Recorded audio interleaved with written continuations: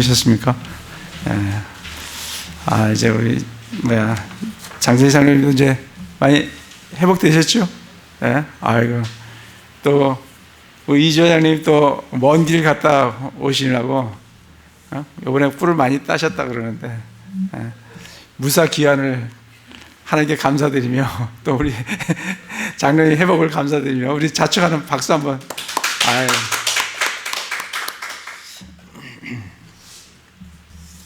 날씨가 이제 많이 더워졌습니다.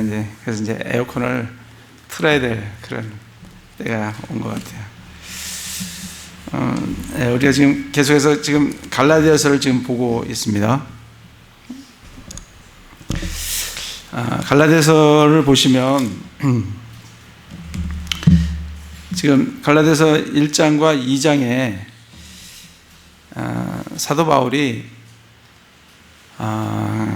이 갈라디아인들이 사도 바울의 그 사도권과 또 사도 바울의 그 전하는 그 복음에 대해서 의문을 갖는 그런 거에 대해서 1장과 2장에서 1장에서 특별히 사도 바울은 내가 전하는 복음과 또 나에게 사도권을 주신 것은 사람에게서 난 것도 아니고 사람으로 말미암은 것도 아니고 오직 하나님과 예수 그리스도로 말미암았다. 이걸 이제 확증을 하면서 복음도 마찬가지다. 그렇게 이제 확증을 합니다. 그러면서 이제 2장 16절과 16절 후반에서 사도 바울은 그러므로 사람이 율법의 행위에서 의롭게 되는 것이 아니고 예수 그리스도의 믿음으로 말미암아 의롭게 된다. 그리고 의롭게 되는 것도 예수 그리스도의 믿음으로 말미암아 되는 거고 또 의롭게 된 그 의인이 살아가는 것도 예수 그리스도의 믿음으로 말미암아 살아가는 거다. 그게 이제 갈라디아서 2장 20절 말씀입니다. 그렇게 이제 2장까지 말씀을 하신 다음에 3장부터는 왜 이 율법이 아니고 복음인가? 왜 이 육신의 행위가 아니고 성령인가? 왜 행위가 아니고 믿음인가? 이거를 조목조목 예를 들어가면서 3장과 4장에서 논증을 하는 게 나오게 됩니다. 그래서 지난주에 우리가 했던 것 중에 논증이 3장 1절부터 5절까지는 너희가 성령을 받았는데 이 성령을 듣고 믿음으로 받았느냐 아니면 율법의 행위로 받았느냐 이거를 이제 논증을 하는 거예요. 율법의 행위가 아니라 우리가 듣고 믿음으로 성령을 받았다. 3장 14절에 보시면 이것은 아브라함의 복이 예수 그리스도를 통해 이방인들의 위에 임하게 하고 또 우리가 믿음을 통해 성령을 약속으로 받게 하려 함이니라. 이렇게 이제 말씀을 해주고 있습니다. 그래서 믿음으로 성령을 받았다. 또 4장 6절에도 보면 너희가 아들임으로 하나님께서 자기 자신의 아들의 영을 너희 마음속에 보내사 아바 아버지하고 부르짖게 하셨느니라. 그래서 우리는 믿음으로 성령을 받았습니다. 그리고 믿음으로 성령을 받았기 때문에 우리가 하나님을 아바 아버지라고 부를 수 있다라고 말씀을 해주고 계십니다. 그래서 너희가 믿음으로 성령을 받았는데 왜 너희가 살아가는 게 다시 육신의 행위로 율법의 행위로 돌아가려고 하느냐? 그걸 이제 3장 1절부터 5절까지 얘기를 하면서 이제 3장 6절부터 14절까지는 아브라함의 예를 듭니다. 아브라함의 예를 들으면서 아브라함이 믿음으로 그렇게 되지 않았냐? 믿음으로 그렇게 되었고 믿음에 속한 자들이 아브라함의 자손이다. 그래서 믿음에 속한 자들은 아브라함의 복을 동일하게 누리게 된다. 그걸 이제 말씀을 해 주십니다. 그러시면서 믿음에 속한 자와 율법에 속한 자가, 율법의 행위에 속한 자가 어떻게 다른지, 믿음에 속한 자들은 아브라함의 복을 받아요. 그리고 믿음에 속한 자들은 예수 그리스도의 믿음으로 살아갑니다. 그런데 율법에 속한 자들은 율법의 행위로, 율법으로 산다라고 되어 있죠. 거기 보시면 12절에 보면 또 율법은 믿음에서 나지 아니하니 오직 그것들을 행하는 사람은 그것들 가운데서 살리라. 율법으로 의로워지려고 하는 자들은 율법 가운데서 산다. 그런데 그것은 저주다. 그렇게 이제 말씀을 해 주시면서 13절에 그리스도께서 우리를 위해 저주가 되사 율법의 저주에서 우리를 구속하셨으니 기록된 바 나무에 달리는 모든 자는 저주받았느니라 하였느니라. 그래서 예수님께서 우리를 율법의 저주에서 구속을 해 주셨는데 왜 너희가 다시 믿음으로 그렇게 되었다가 다시 율법으로 행위로 또 돌아가려고 하느냐. 그걸 이제 3장 6절부터 14절까지. 그래서 믿음으로, 예수 그리스도의 믿음으로 의롭게 되고, 그리고 예수 그리스도의 믿음으로 살아가야 한다. 율법으로 돌아가서는 안 된다. 그걸 이제 말씀을 전해주고 있습니다. 그래서 오늘은 3장 15절부터 22절까지 여기에서는 또 사도 바울이 뭘 예를 드냐면 약속과 율법이 어떤 관계가 있느냐, 그걸 지금 논증을 하는 겁니다. 약속과 율법이 어떻게 관계가 있는지, 이 언약을 17절에 보면 이 하나님께서 그리스도 안에서 미리 확정하신 그 언약을 430년 뒤에 생긴 율법이 취소하지 못한다는 거예요. 그 약속을 무효로 만들지 못한다는 거예요. 그걸 지금 예를 들면서 약속이 율법에 우선하고 율법이 약속을 취소하지 못한다. 그래서 율법으로 돌아가서는 안 된다라고 다시 또 논증을 하는 것을 우리가 볼 수가 있습니다. 15절에 보면 형제들아 내가 사람들의 관례대로 말하노니 그것이 단지 사람의 언약이라도 일단 확정되면 아무도 취소하거나 거기에 더하지 못하느니라. 사람의 약속도 그렇습니다. 실제로 우리가 집을 하나 살려고 계약서를 하나 쓰더라도 일단 계약서 쓰면 그 취소하기가 어려워요. 취소하면 뭐 불이익을 감당해야 돼요. 불이익을 감당하든지 아니면 그냥 계속 하든지. 이 사람과의 약속도 일단 계약을 하면, 약속을 하면 그 취소할 수가 없다. 확정되면 취소하거나 거기 더하지 못한다.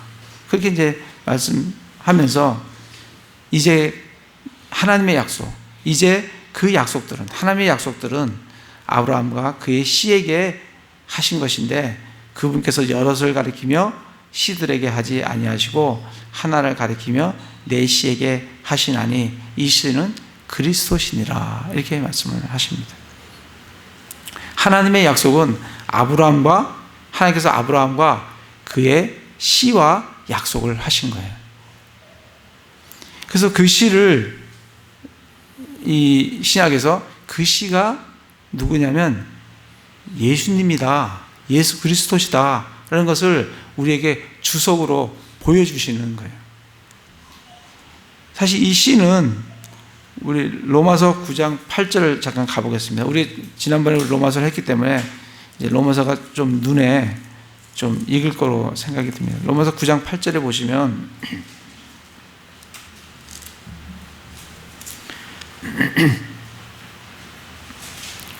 (9장 8절에) 보면 곧 육체의 아이들인 자들, 즉 이들이 하나님의 아이들이 아니요 오직 약속의 아이들이 그 씨로 여겨지느니라.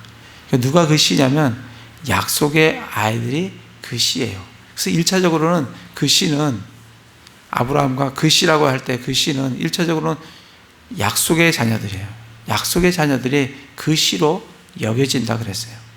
그래서 아브라함의 혈통에서 태어날 뿐만 아니라 그들의 아브라함의 믿음을 따라가는 자들, 그들이 아브라함의 씨다. 약속의 아이들이 그 씨로 여겨진다. 그렇게 이제 말씀을 하십니다.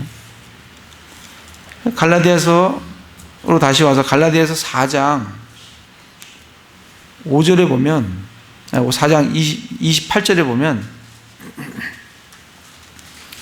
형제들아 이제 우리는 이삭과 같이 약속의 아이들이니라.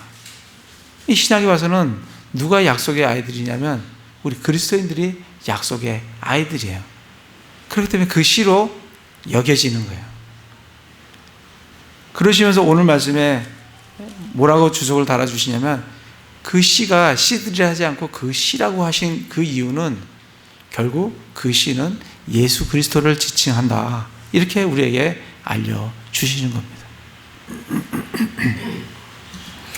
그래서 17절에 내가 이것을 말하노니 하나님께서 그리스도 안에서 미리 확정하신 그 언약을, 아브라함과 그 씨에게 확정한 그 언약이 하나님께서 그리스도 안에서 확정하신 언약이라는 거예요. 그 언약이 430년 뒤에 생긴 율법이 취소하지 못하며 그 약속을 무효로 만들지 못하리라. 그래서 우리는 여기서 언약과 또 율법과의 관계를 알 수가 있어요. 이 율법이 430년 전에 세워진 언약을 취소할 수 없다는 거예요. 무효로 만들 수 없다는 거예요.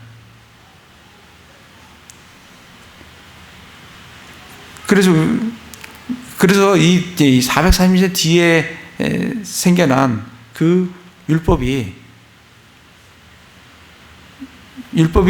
주가 되는 것이 아니라 그 430년 전에 세워진 하나님의 약속이 주다라는 것을 우리에게 말씀을 해주고 있습니다. 그래서 오늘은 하나님께서 아브라함에게 어떻게 이 약속을 세우셨는지 우리 구약을 좀 찾아보면서 그 언약을 좀 살펴보도록 그렇게 하겠습니다. 창세기 12장에 보시면 하나님께서 아브라함과 이렇게 약속을 세우는, 언약을 세우시는 그런 장면이, 너무나도 유명한 장면이 나옵니다.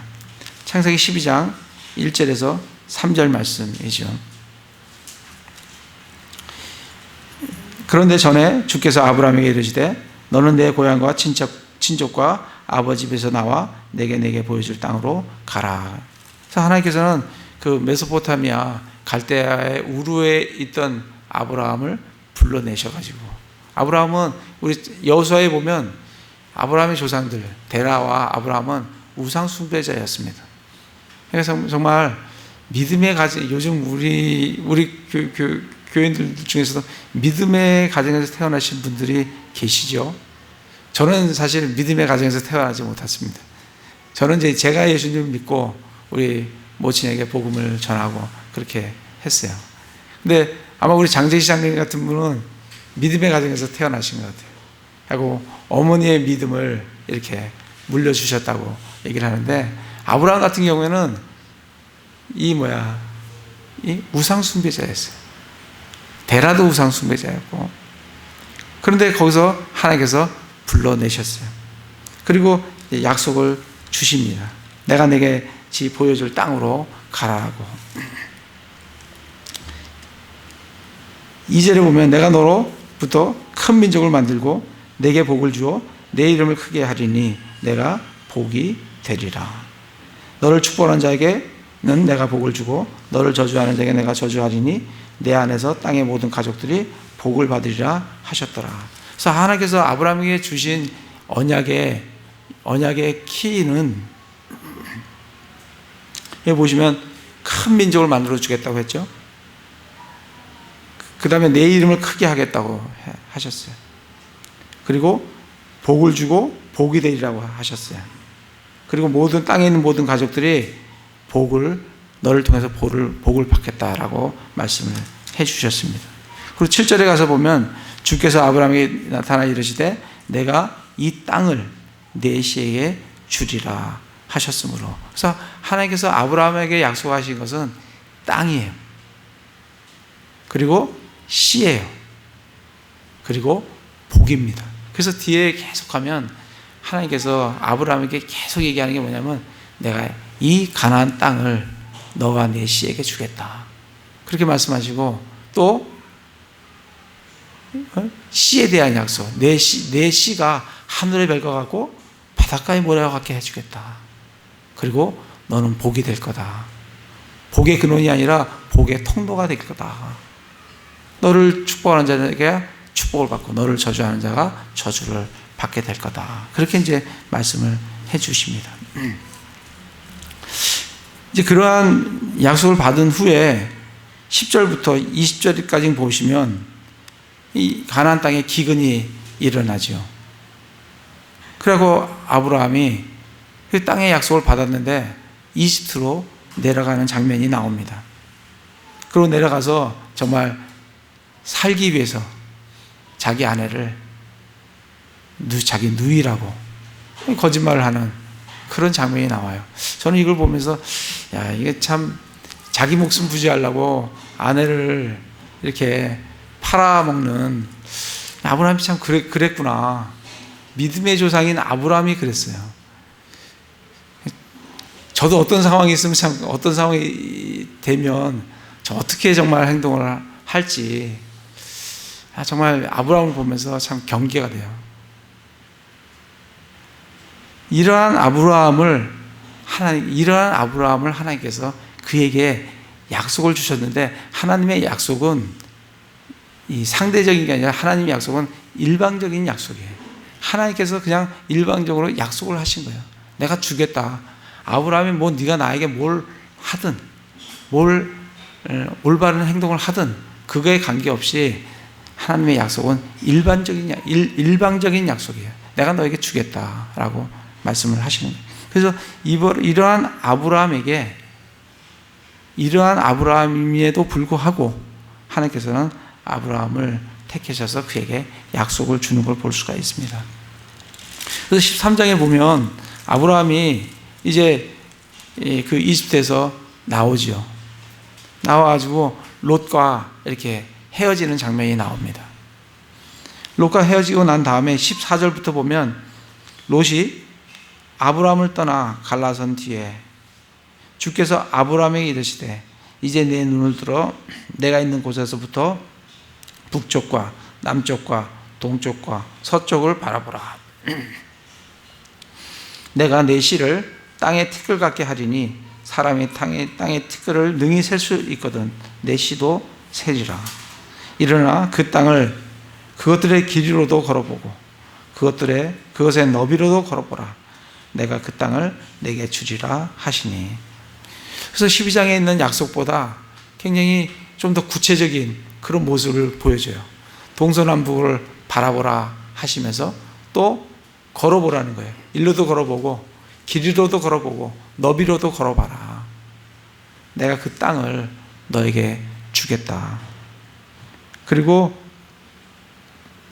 네 씨도 티끌 같게 하는데 사람들이 그 티끌을 셀 수 있으면 내 씨도 셀 수 있을 거다. 그렇게 많은 씨를 주겠다고 말씀을 하십니다. 그러고 나서 14장에 가시면 롯이 포로로 잡혀갔을 때 롯을 구해갖고 전쟁을 하죠. 전쟁을 하면서 롯을 구해가지고 옵니다. 이 구하고 온 상태에서 아브라함이 굉장히 불안했어요. 왜냐하면 그 연합군과 싸워서 아브라함이 승리를 했지만 롯을 구해오긴 했지만 언제 이 연합군이 또 힘을 합쳐서 아브라함을 칠지 모르는 그런 상황인 것을 볼 수가 있습니다. 그래서 하나님께서는 그걸 아시기 때문에 15장 1절에 보면 이 일 뒤에 주의 말씀이 환상 속에서 아브라함에게 임하여 이르시되 아브라함아 두려워하지 말라. 나는 내 방패요 내가 받을 지극히 큰 보상이니라. 내가 너의 방패다. 두려워하지 마라. 그렇게 이제 약속을 주십니다. 그런데 이 아브라함의 반응을 보면 2절에 보면 아브라함이 이르되 주 하나님이여 무엇을 내게 주려고 하시나이까. 나는 아이가 없이 지내오며 내 집의 청지기는 다마스커에서 온 이 엘리에셀이니다 하고, 이 아브라함이 하나님께 진짜 반문을 하는 거예요. 불평을 하는 겁니다. 하나님께서 창세기 12장에 나에게 씨를 주겠다고, 땅을 주겠다고, 땅은 고사하고 씨라도 주셔야 되는데 한 명의 씨도 주지 않는 그런 상황이 아닙니까? 내게 무엇을 주시려고 합니까? 나는 아이가 없습니다. 내 상속자는, 내 청지기는 이 다마스커에서 온 엘리에셀입니다. 이렇게 이제 반문을, 항의를, 불평을 하는 그런 모습을 보게 됩니다. 그럴 때 또 하나님께서 아브라함에게 3절에 보면 이르되 보소서 주께서 내 씨를 아브라함이 얘기하는 주지 않았은즉 내 집에서 태어난 자가 상속자니라 하면서 4절에 보라 주의 말씀이 그에게 임하여 이르시되 이 사람은 내 상속자가 아니요 내 뱃속에서 나올 자가 상속자가 되리라 라고 하시면서 다시 또 그를 밖으로 데리고 나가서 이번에는 하늘을 보라고, 하늘의 별과 같이 그렇게 내 씨가 될 거라고 그렇게 이제 말씀을 해 주십니다. 그랬을 때 아브라함이 주를 믿으니 그분께서 그것을 그에게 의로 여겨 주셨습니다. 그러면서 7절에 하나님께서 나는 이 땅을 내게 주어 상속하게 하려고 너를 갈대아 사람의 우르에서 데리고 나온 주니라 라고 얘기를 하니까 또 아브라함이 하나님께 불평하는 장면을 볼 수가 있습니다. 그가 이르되 주여 하나님이여 내가 그것을 상속받을 줄을 무엇으로 상속 주신다고 하는데 내가 그걸 상속받을 줄을 무엇으로 알 수가 있습니까? 그랬을 때 이제 하나님께서 짐승들을 잡으라고, 그리고 그 짐승들을 반으로 쪼개서 마주보게 하라고 그렇게 하시면서 12절에 보면 아브라함을 깊은 잠에 빠지게 하시고 그러면서 약속을 다시 한번 약속을 해 주십니다. 13절에 보면 너는 확실히 알라. 하나님께서 확실하게 약속을 다시 한번 리마인드를 시키는, 확실히 알라. 내 씨가 자기들의 소유가 아닌 땅에서 나그네가 되어 그들을 섬기겠고 그들이 400년 동안 그들을 괴롭게 하리라. 그 다음에 큰 재물을 가지고 나오게 될 거다. 그때 너희가 이 땅에 다시 오게 될 거다. 저는 이 말씀을 보면서 이 하나님의 약속은 이 뭐 5년, 10년 이런 약속이 참 아니다. 지금 아브라함에게 400년 후에 될 이 약속을 지금 하고 계시는 거예요. 그 400년만이 아니죠. 또 내 씨에 대한 약속이니까, 그걸 그리스도에 대한 약속이니까 2000년 후에 될 약속을 지금 하고 계시는 거예요. 근데 참 저희들은 굉장히 이 조급한 내 눈앞에 있는 그것을 많이 구할 때가 참 많은 것 같아요. 근데 하나님의 약속은 이 약속을 보면서 400년 후에나 될 그것들을 지금 하나님께서 아브라함에게 지금 약속으로 주고 있구나. 이 지금 짐승을 쪼개서 이렇게 마주 보게끔, 반을 쪼개서 마주 보게끔 하는 이런 것은 그때 당시에 언약을 체결하는 방법 중에 하나입니다. 그래서 짐승을 딱 쪼개서 반을 쪼개가지고 양쪽에서 거기를 중가운데를 걸어갑니다. 만약에 우리가 이 약속을 안 지키면 우리가 그와 같이 반쪽이 된다라는 그러한 약속에 대한 언약 체결 방법입니다. 그래서 하나님께서 그거를 아브라함과 하시겠다는 거예요. 그리고 짐승을 딱 쪼개놓고 보시면은 14절에 보면 해가 져서 어두울 때 연기나는 화로가 보이며 타오르는 등불이 그 조각들 사이로 지나가니라. 누가 지나가요? 타오르는 등불이니까 하나님이 지나가시는 거죠. 아브라함은 지금 잠자고 있습니다. 그러니까 아브라함은 이 약속에 대해서 행할 게 하나도 없습니다. 하나님만이 안 지키면 하나님이 반쪽이 나시는 것을 걸고 이 약속을 아브라함과 하겠다는 거예요. 그래서 이게 언약식입니다. 언약식. 18절에 보면 바로 그날에 주께서 아브라함과 언약을 맺으며 이르시되 내가 이 땅을 이집트의 강에서부터 저 큰 강 유프라tes 강까지 내 시에게 주었노니 하면서 이제 그 땅의 위치를 아주 명확하게 어디서부터? 이집트의 강에서부터 저 큰 강 유프라테스까지 내 시에게 주겠다라고 언약식을 맺으면서 이제 언약을 다시 한번 확인하는 걸 볼 수가 있습니다. 그러면서 이제 16장으로 넘어가는데 이 16장은 그런 언약을 받아놓고 이 아브라함이 누굴 취하냐면 하갈을 취해요. 참 기다리지 우리의 모습을 저의 모습을 보는 것 같아요. 정말 기다리지 못하는 그 모습을 참 보는 것 같아요. 하나님은 400년, 2000년 이런 약속을 하시는데 지금 아브라함은 몇 년을 지금 못 기다리는 거죠. 그래서 하갈을 취합니다. 그래서 이스마엘을 낳는 장면이 이 창세기 16장이에요. 그러니까 아브라함이 75세에 떠나서 지금 3절에 보면 아브라함이 가나안 땅에 거한 지 10년이 지난 뒤였더라. 그러니까 85세예요. 그래서 맨 마지막에 16장 끝에 보면 이스마엘을 낳을 때가 86세예요. 그래서 아브라함이 75세에 나와서 85세까지 이 가나안 땅의 생활, 이 생활을 이 12장부터 12, 13, 14, 15, 16 이 5장에 걸쳐서 자세하게 10년의 삶을 이렇게 그려주는 걸 볼 수가 있습니다.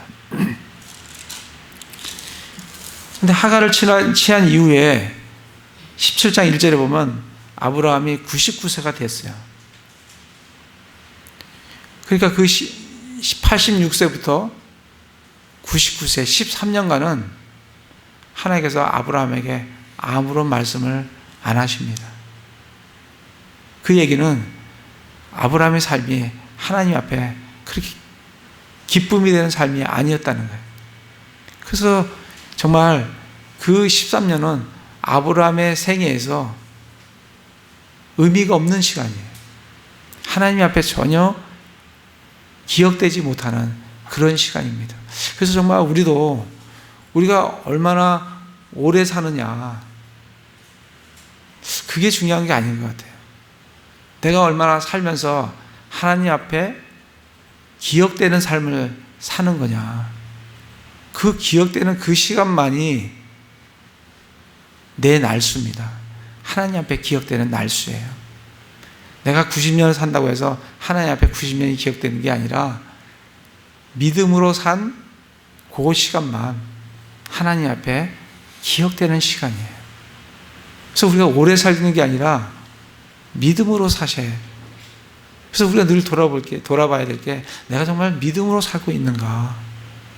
세상은 어떻게 변화가 되더라도 나는 정말 믿음으로 살고 있는가. 그 시간만이 내게 의미가 있는 시간이라는 겁니다. 그래서 1절에 보면 아브라함이 99세 되었을 때 주께서 아브라함에게 나타나 그에게 이르시되 나는 전능자 하나님이라 너는 내 앞에 걸으며 완전할지니라. 이 1절 말씀을 우리가 읽으면서 하나님께서 그 전에 하갈을 취해서 13년 동안의 삶이 하나님 앞에 완전하지 않은 삶이구나. 이걸 우리가 알 수가 있는 거예요. 그래서 하나님은 내 앞에 완전할지니라 라고 말씀을 하시는 것을 볼 수가 있습니다. 그러면서 2절에 내가 나와 너 사이에 내 언약을 맺어 너를 심히 번성하게 하리라 하시니. 하나님께서 창세기 12장부터 언약을 맺어 오셨잖아요. 맺어 왔고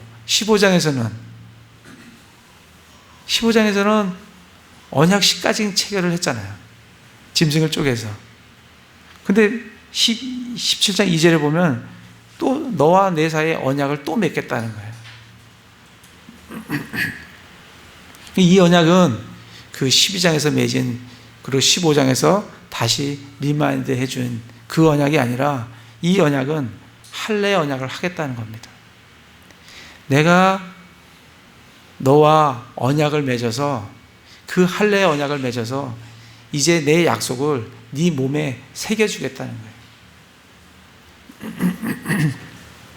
그래서 이 3절부터 6절까지 다시 하나님께서 12장, 15장에서 했던 그 언약을 다시 리마인드를 해주시면서 9절에 보면 하나님께서 또 아브라함에게 이르시되 그런즉 너는 내 언약을 지킬지니. 이 언약을 지키라는 거예요. 이 언약이 뭐냐면 할례의 언약이에요. 그러니까 할례를 행하라는 거예요.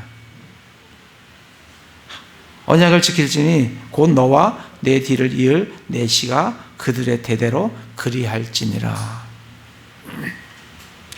10절에 보면 너희 가운데 사내 아이는 다 할례를 받을지니 이것은 나와 너희와 내 뒤를 이을 내 씨 사이의 언약 곧 너희가 지킬 내 언약이니라. 할례의 언약을 지켜라. 너희는 너희 포피의 살을 베어내라. 그것이 나와 너희 사이에 맺은 언약의 증표다. 이 할례가 내가 12장, 15장에서 너와 맺었던 그 언약, 그 언약의 사인이다, 이거 표적이다 이겁니다. 네? 표시다 이거예요. 그래서 그 표시로 할례를 행해라 라고 말씀을 해 주십니다.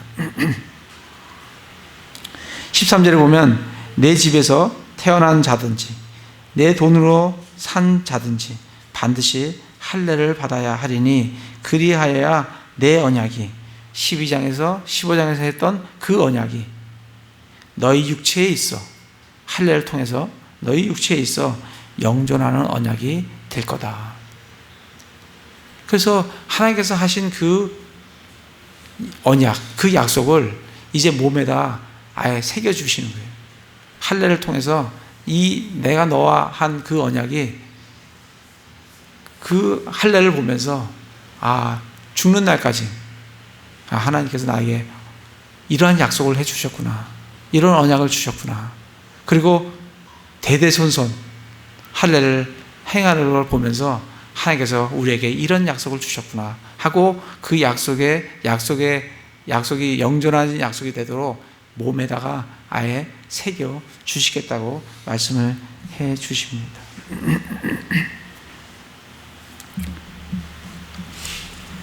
그렇게 이제 할례를 해 주십니다.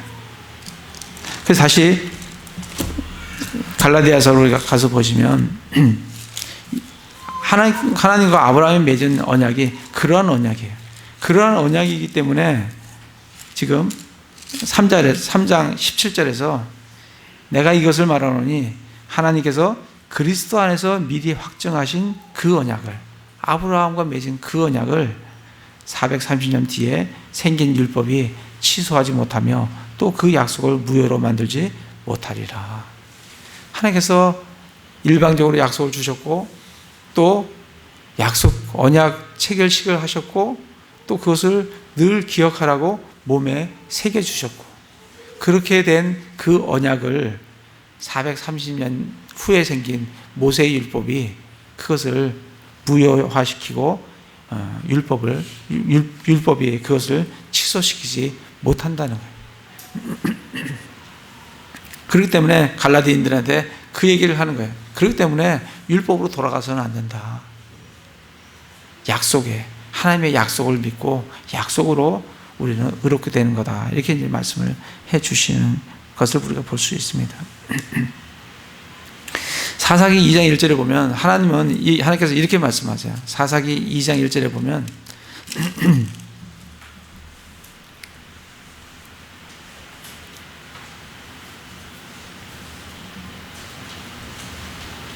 사사기 2장 1절에 보면 주의 천사가 길갈에서부터 복임의 이르러 말하되 내가 너희를 이집트에서 나오게 하여 내가 너희 조상들에게 맹세한 땅으로 데리고 왔으며 또 내가 이르기를 내가 너희와 맺은 내 언약을 결코 어기지 아니하리라.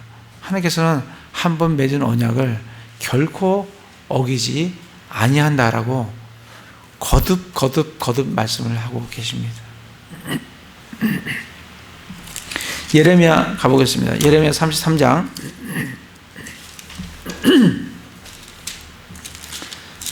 예레미야 33장에 보시면 19절부터 보시면 주의 말씀이 예레미야에게 임하니라. 이르시되 보라 이르시되 주가 이같이 말하노라. 만일 너희가 낮에 대한 내 언약과 밤에 대한 내 언약을 깨뜨려 낮과 밤이 그것들의 때가 있지 아니하게 할 수 있을진데, 그렇게 우리가 할 수 있겠습니까? 할 수도 없는 거죠. 그렇게 할 수 있다고 하면 내 종 다윗과 맺은 내 언약도 깨뜨려 그의 왕자에 앉아 통치할 아들이 그에게 없게 할 수 있으며 또 나를 섬기는 자들인 내 사람 제사장들에게도 그리할 수 있으리라. 정말 우리가 꼭 기억해야 될 것은 하나님의 언약은, 하나님의 약속은, 구약과 신약은 하나님의 약속으로 된 책이에요. 이 하나님의 약속은 절대로 깨어질 수 없다는 거예요. 그걸 지금 거듭해서 말씀을 해주고 계십니다. 다시 갈라디아서 가서, 그래서 갈라디아서 3장에 보시면 3장 18절을 보면 만일 그 상속 유업이 하나님께서 아브라함에게 상속해 주시겠다고 하신 그 상속 유업이 율법에서 나면 그것은 더 이상 약속에서 나지 아니하느니라. 그러나 하나님께서는 그것을 아브라함에게 약속을 통해 주셨느니라. 하나님께서 아브라함과 약속한 상속자로, 세상의 상속자로 그 땅을 주시겠다고 한, 그 씨를 주시겠다고 한 그 약속을 율법을 통해서 주신 것이 아니라 약속을 통해서 주셨다. 그렇게 이제 말씀을 하고 계십니다. 그렇게 얘기를 하면서 19절에 보면 유대인들이 당연히 나오는 반문이 뭐냐면, 그러면 율법이 도대체 무슨 의미가 있느냐? 율법은 왜 주신 거냐? 그런 질문이 나오게 되죠. 그에 대해서 19절에 그러면 율법은 무엇을 위한 것이냐? 그것은 약속을 받은 그 씨가 오실 때까지, 예수님이 오실 때까지 범법들로 인해 더해진 것이요 한 중재자의 손에서 천사들에 의해 정해진 것이다. 약속의 씨가 올 때까지 하도 범죄를 하니까 율법을 주면 좀 죄를 좀 덜 질 거 아닙니까? 다 지키지는 못하더라도 우리도 교통 법규를 만들어서 주면 좀 지키잖아요. 다 지키지 못하지만 지킨다고. 그 율법이 주신 목적은 좀 죄를 덜 지키기 하기 위해서. 그런데 그 율법을 통해서 의롭게 되는 건 또 생명을 주는 건 아니고 죄를 덜 지키게 하기 위해서 범법들로 인해 더해진 것이요. 그리고 율법은 중재자가 있다는 거예요. 하나님과 사람 사이에 중재자가 있다는 거예요. 20절에 보면 이제 중재자는 하나님의 중재가 아니로되 하나님은 하나이시니라. 이 율법을 주실 때는 중재자가 있었어요. 그런데 약속은 중재자가 없습니다. 하나님은 하나이시니라. 하나님께서 약속은 일방적으로 아브라함에게 약속하신 것이지 누구 중재자를 통해서 주신 것이 아니라는 거예요. 율법은 중재자를 통해서 하나님께서 주셨지만 약속은 아브라함과 직접 다이렉트로 약속을 하셨다고 말씀을 해주고 계십니다. 그래서 21절에 그러면 율법이 하나님의 약속을 위하느냐? 결국 그럴 수 없느니라. 만일 생명을 줄 수 있는 율법이 만일 생명을 줄 수 있는 율법이 주어졌다고 하면 진실로 의가 율법으로 말미암았으리라. 만약에 진짜 생명을 줄 수 있는 그 율법이라고 하면 우리의 의도 믿음으로 주어지지 않고 뭐로 주어진다고요? 율법으로 주어졌을 것이다. 그렇게 이제 말씀을 하고 계십니다. 그러면서 22절에 그러나 성경 기록이 모든 것을 죄 아래 가두어 두었으니 이것은 주께서 믿는 자들에게 예수 그리스도의 믿음으로 말미암는 약속을 주려 하심이라. 성경 기록이 사람들을 다 죄 아래 가둡니다.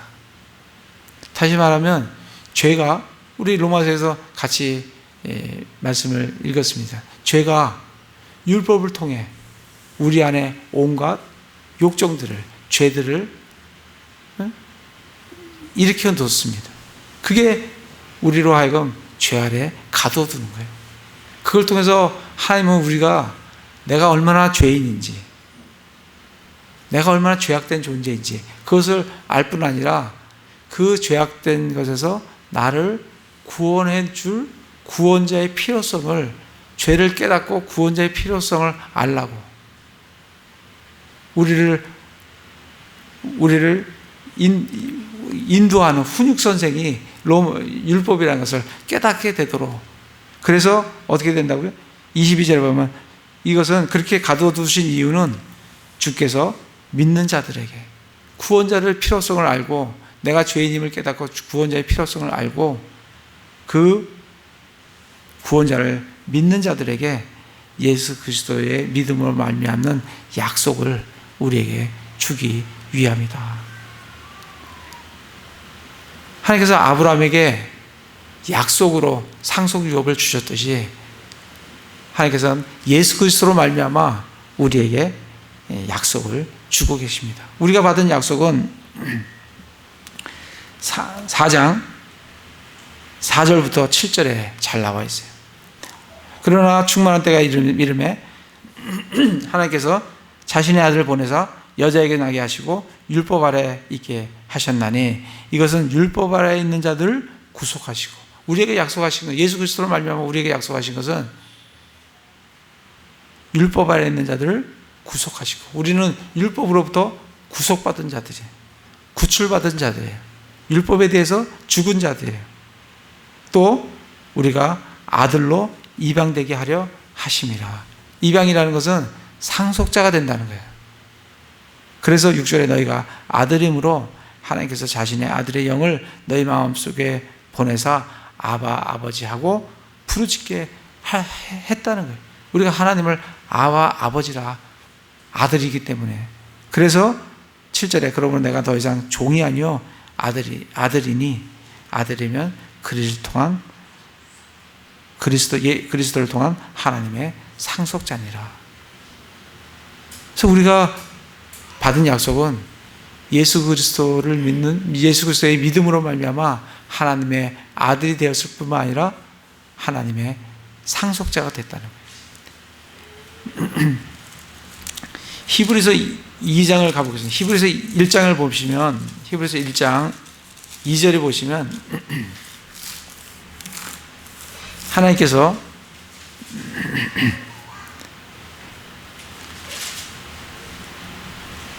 예수님을 1장 2절에 보면 이 마지막 날들에는 자신의 아들을 통하여 우리에게 말씀하셨으며 그분을 모든 것의 상속자로 정하시고 그분으로 말미암아 세상을 만드셨느니라.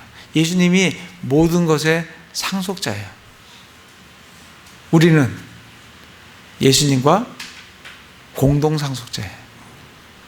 그게 로마서 8장 17절 말씀입니다. 그래서 우리가 믿음으로 하나님의 자녀가 됐을 뿐만 아니라 믿음으로 말미암아 예수님과 함께 공동 상속자가 됐다는 거예요. 이거는 여러분 정말 곰곰이 조용히 생각을 해보세요. 우리가 누구와 공동 상속자가 됐, 그 하나님의 아들과 하나님과 공동 상속자가 되는 거예요. 우리가 지금 여기서 이 땅에서 우리가 뭘 조금 덜 가졌다고, 뭐가 좀 없다고 불평하고 그럴 필요가 전혀 없습니다. 우리의 지각의 눈을 열어줘요. 지난주에 우리 에베소서에 보면 그래서 사도 바울은 뭐라 기도하냐면 우리의 지각의 눈을 열어주셔서 우리가 받을 상속 유업의 영광이 그게 얼마나 풍성한 건지 좀 깨닫게 되기를 원합니다. 우리가 그걸 좀 깨달으면, 그걸 좀 눈으로 이렇게 지각이 열려서 그걸 볼 줄 알고 그게 얼마나 큰 건지를 알게 되면 우리가 이 세상에서 어떻게 살아가야 될지, 어떠한 삶의 태도를 가져야 될지 변하게 될 걸로 생각을 합니다. 그래서 정말 지각의 눈을 열어주셔서 정말 상속 유업의 영광이 얼마나 큰 건지, 그리고 지혜와 계시의 영을 주셔서 하나님을 알게 되도록. 사도 바울의 기도는 대부분 그런 기도예요. 근데 잘못하면 우리는 이 땅에서 아브라함에게 주신 약속은 이 땅에 대한 약속이지만 우리에게 주신 약속은, 우리 그리스도인에게 주신 약속은 이 땅에 대한 약속이 아닙니다. 저 하늘 처소에 있는 모든 영적인 복이 우리에게 주어졌어요. 나중에 예수 그리스도와 함께 공동 상속자가 된다는 겁니다. 그래서 정말 오늘 말씀을 보시면 지금 오늘 말씀에서 아브라함에게 3장 6절부터 14절까지는 아브라함이 믿음으로 의롭게 되었다, 거기에 초점이 맞춰져 있다고 하면 15절부터 22절까지는 아브라함이 믿음으로 약속으로 상속유업을 받게 됐다. 우리도 믿음으로, 약속으로 예수님과 함께 공동 상속자의 삶을 누리게 된다. 그러니 율법으로 돌아가지 마라 하고 이 약속과 율법과의 연관성을 가지고 사도 바울이 갈라디아 교인들에게 지금 논증을 하는 것을 볼 수가 있습니다. 참 오늘 말씀대로 하나님께서 아브라함에게 그렇게 일방적으로 약속하시고 체결하시고 또 몸에 새겨주신 그런 약속, 하나님께서 그 약속이, 하나님께서 하신 약속은 변함이 없는, 그리고 영원한 약속이라는 것을 기억하시면서 예수 그리스도로 말미암아 우리에게 주신 그 약속도 영원하고 또 정말 예수 그리스도와 공동상속자로 하나님의 자녀로 주신 놀라운 약속이라는 것을 기억하시면서 정말 감사하며 살아가시는 형제 자매님들 되시기를 기도를 드립니다. 제가 기도하겠습니다.